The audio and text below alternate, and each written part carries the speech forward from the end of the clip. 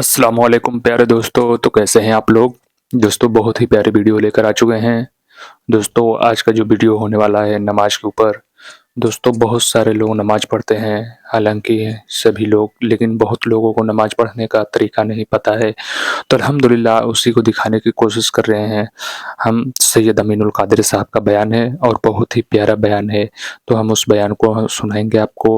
اور دوستو ویڈیو اچھا لگے تو چینل کو سبسکرائب کر لیجیے گا اور بیل آئیکن پہ پریس کر دیجیے گا کہ جو بھی ویڈیو ڈالوں نوٹیفیکیشن آپ کو پہنچ جائے۔ دوستو بہت ہی پیاری ویڈیو ہے، اس کو دیکھیں آپ اور آگے شیئر بھی کریں اور اپنے نامہ عمل میں جمع بھی کریں۔ تو دوستو بنا کسی دیری کی ہم آپ کو ویڈیو دکھا رہے ہیں سید امین القادری صاحب کا۔ یہ بھی میری قوم کا بہت بڑا المیہ ہے۔ کتنے سال سے پڑھ رہے ہیں؟ 40 سال سے۔ کتنے سال سے؟ 35 سال سے۔ کتنے سال سے؟ 50۔ سجدہ کن کن ہڈیوں پہ کرنا اور کتنی ہڈیوں پہ کرنے کا حکم ہے؟ حدیث پاک میں سجدے کا کوئی طریقہ بتایا ہے نا؟ کتنی ہڈیوں پہ سجدہ کیا جاتا ہے؟ نہیں معلوم مولانا؟ جب بچپن میں مسجد گئے تھے تو سب کو جیسے سر زمین پہ رکھتے دیکھا، ہم نے بھی رکھنا شروع کر دیا۔ تجارت سیکھ کر کریں گے، بائک سیکھ کر چلائیں گے، کمپیوٹر سیکھ کر چلائیں گے، موبائل سیکھ کر چلائیں گے، سارے کام سیکھ کر کریں گے اور اللہ کی عبادت بغیر سیکھے۔ اور کیا کہیں گے؟ ارے مولانا چھوڑو یہ کہ آپ لوگوں کو باریکی میں پھنسا رہے ہو تم لوگ، مولانا لوگوں نے دین بہت مشکل کر دیا، اللہ نے آسان کیا تھا۔ مولانا کی کیا حیثیت؟ اس طرح کی بکواس کی باتیں کرتے ہو؟ ارے کیسے بھی پڑھو مولانا، اللہ قبول کرنے والا ہے۔ جب کیسے بھی پڑھو اللہ قبول کرنے والا ہے تو اس نے رسول اللہ کو کیوں بھیجا؟ وہ کہہ دیتا پڑھو جیسی مرضی آئے ہم قبول کر لیں گے، نہ اس نے کیا کہا؟ اس نے یہ کہا اطیعوا اللہ واطیعوا الرسول، اطاعت کرو اللہ کی اور اس کے رسول کی۔ اور رسول نے کیا فرمایا؟ کیسے بھی پڑھو والی قبول نہیں ہوگی، صلو کما رأیتمونی اصلی، نماز ایسے پڑھو جیسے مجھے پڑھتا ہوا دیکھتے ہو، جیسے میں پڑھتا ہوں اس طرح مجھے دیکھ کر پڑھو، اپنی مرضی سے نہیں چلے گی۔ تو کہیں ہماری وضو میں کمی تو نہیں ہے، ہمارے غسل میں کمی تو نہیں ہے، ہماری نماز میں کمی تو نہیں ہے، کیونکہ ہم نے کبھی سیکھا ہی نہیں۔ آپ کو بتا دیتا ہوں، اللہ کے رسول علیہ السلام نے فرمایا مجھے 7 ہڈیوں پہ سجدہ کرنے کا حکم دیا گیا ہے۔ میں 7 ہڈیوں پہ سجدہ کرتا ہوں۔ 2 ہڈیاں پنجوں کی، 2 ہڈیاں گھٹنوں کی، کتنی ہو گئی؟ کتنی ہو گئی؟ 4۔ 2 ہڈیاں آپ کے ہاتھوں کی، کتنی ہو گئی؟ اور 1 ہڈی جی نہیں، ناک کی ہڈی کو تو مجازن ہڈی کہتے ہیں، اور ناک میں ہڈی جس اعتبار سے یہ پیشانی، حالانکہ ناک کا لگنا بھی، زمین پر ناک کا لگنا بھی یہ فرضے میں سجدے میں لازم قرار دیا گیا ہے۔ اگر آپ کی ناک کا یہ حصہ، آپ کی ناک کا یہ حصہ زمین سے مس نہیں ہوتا تو آپ کا سجدہ نہیں ہوتا۔ اللہ کے رسول علیہ السلام نے کہا کہ مجھے یہ پیشانی کی ہڈی گنی گئی ہے سجدے میں، ناک کی ہڈی اگرچہ نہیں گنی گئی ہے لیکن اس کو احناف کے نزدیک سجدے میں لگانے کا حکم ہے کہ اگر آپ نے نہیں لگایا، حالانکہ جو امام شافعی، امام مالک اور دوسرے ائمہ ہیں ان کے نزدیک سجدے کے احکامات الگ ہیں، لیکن یہ 7 ہڈیوں کے قائل وہ بھی ہیں۔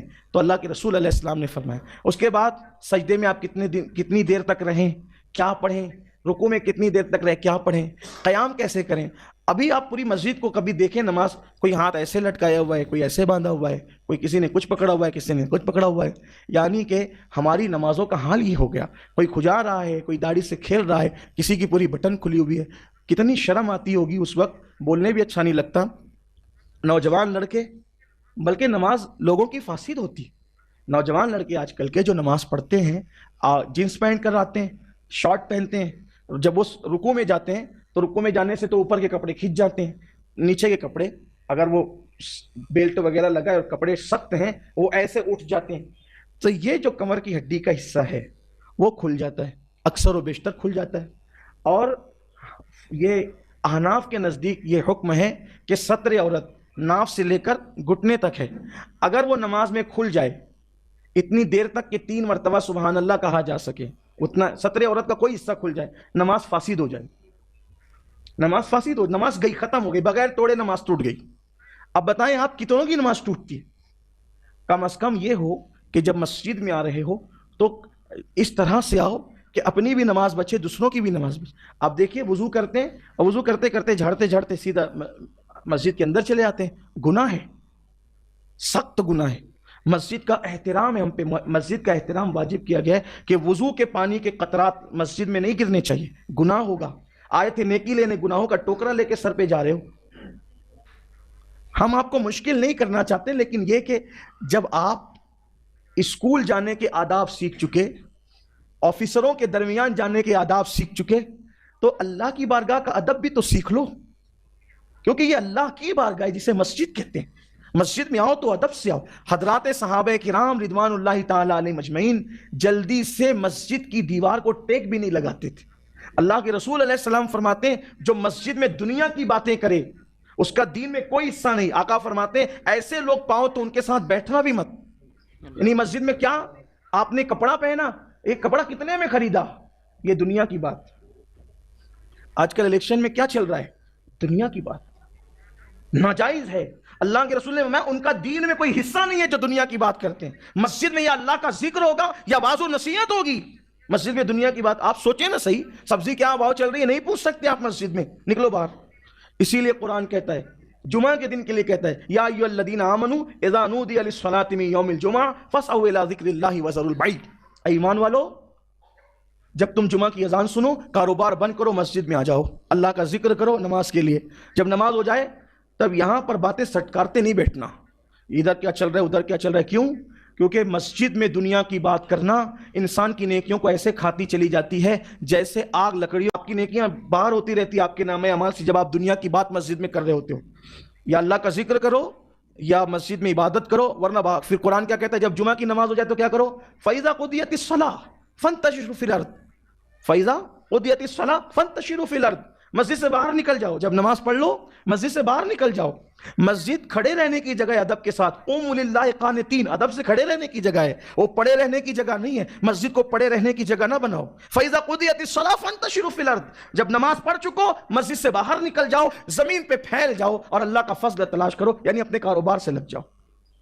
دنیا کی باتیں نہیں کرنا مسجد. اللہ کے رسول نے فرمایا قیامت کی نشانیوں میں سے ایک نشانی ہے کہ مسجدوں کے اندر لوگ دنیا کی باتیں کریں گے, تم ان کے قریب بھی مت بیٹھنا, ان کا دین میں کوئی حصہ نہیں ہے. تو بات میں اپنی ختم کر لوں, وہ 15 باتیں, لیکن اگر اس کو کریں تو بہت وقت جائے گا. لیکن یہ ایک بات جو کہہ رہا تھا کہ روزی کی تنگی کا اللہ اس کو شکار کر دیتا ہے. تیسری بات جو دنیا میں اس کو مصیبت پہنچتی ہے, اللہ کے رسول علیہ السلام فرماتے ہیں وہ ذلیل ہوتا رہتا ہے. آقا فرماتے ہیں وہ ذلیل ہوتا رہتا ہے. لوگ کہتے ہیں مسلمانوں کی ذلت کا سبب کیا ہے, ہم کہتے ہیں 1450 سال پہلے بیان کر دیا گیا, اسی طرف توجہ کرنے کی ضرورت ہے. بہت کوئی نئی چیز لانے, کوئی مفکر اب کوئی بات ہمیں نئی نہیں دے گا, کوئی مقرر ہمیں کوئی بات نہیں دے گا. رسول اللہ سے بڑھ کر کے فکر کرنے والا, تدبر کرنے والا, اصلاح امت کرنے والا, قوم کو جگانے والا, بیدار کرنے والا کون ہے؟ حضور نے اتنا بڑا ذخیرہ دے دیا ہے, کوئی نیا راہ عمل تیار کرنے کی ضرورت نہیں ہے, کوئی نئی باتیں لانے کی ضرورت نہیں ہے. حضور نے سب بتایا, سب بتایا, سب بتایا. صرف امت کو چاہیے کہ اس کی طرف توجہ کر لے. آقا فرماتے ہیں نماز چھوڑنے والا ذلیل ہوگا. دیکھا آپ لوگوں نے, بہت پیاری ویڈیو تھی. اللہ سننے سے زیادہ عمل کرنے کی ہم سب کو توفیق عطا فرمائے. دوستوں ملیں گے کسی اور ویڈیو میں, تب تک لیے اپنا خیال رکھیے گا.